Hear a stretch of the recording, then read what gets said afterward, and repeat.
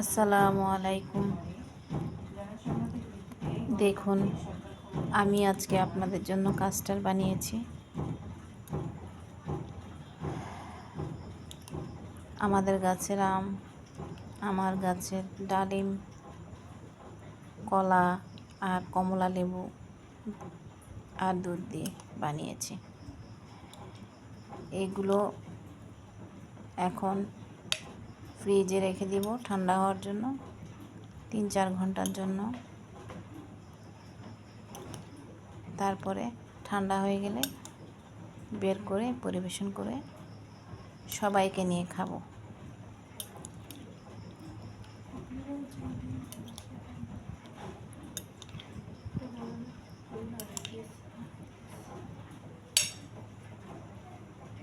পরবর্তী ভিডিও বানিয়ে আপনাদের জন্য আবার